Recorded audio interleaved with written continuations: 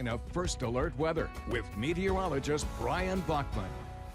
All right, welcome back, everybody. Good Sunday evening once again. We want to bring you first to what is going to be our major focus of the upcoming week. This new system that's finally getting organized in the Western Caribbean tonight. The center of circulation on this fledgling low-pressure system is centered just off of Central America here. A lot of the convection out to the east side of it now with the thunderstorm activity there. This is expected to move through the Western Caribbean, then toward the Gulf of Mexico over the better part of the next 3 to 4 days. National Hurricane Center now giving it a 40% chance of becoming our next tropical system sometime in the next 2 days, but it's looking very likely that at least in the next 7, this is going to be our next tropical system as it moves into the Gulf of Mexico and then heads toward the Gulf Coast, heading toward the end of the week. Also want to mention this system here, the area of low pressure is actually over closer to the African coast, but as it starts to move into this region of the central Atlantic late this week, Hurricane Center is also giving that about a 50% chance of becoming tropical when that occurs, but that won't likely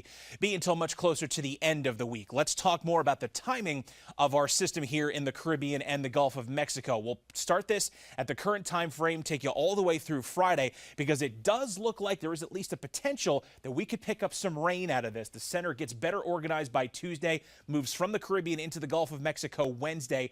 Eyes a landfall possibly somewhere in the Florida Panhandle Thursday, then tracks across Georgia and sends some of its rain, at least according to this particular forecast run, into the Carolinas as we go into about the noon hour or so on Monday, and then periods of showers on Friday, and then periods of showers would continue on and off throughout the day. And this is not a guarantee, but this is a bit better of an alignment than we were seeing with some of the suggested forecast tracks yesterday.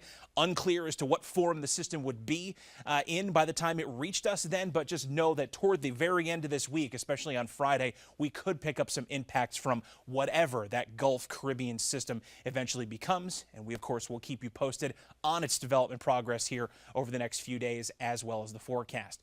As for things here at home, locally, we just had some scattered clouds out there. A very warm, to put it mildly, a hot start to fall, in fact, with a lot of our temps in the 90s today. Now, this high pressure zone that has largely kept our weather quiet is in the process of weakening as a cold front starts to move out of the central United States. As that starts to get closer to us in the next few days, it's all just going to lead to a generally more unstable air mass, which will fuel hit or miss showers and storms back in the forecast as we move through much of the upcoming week.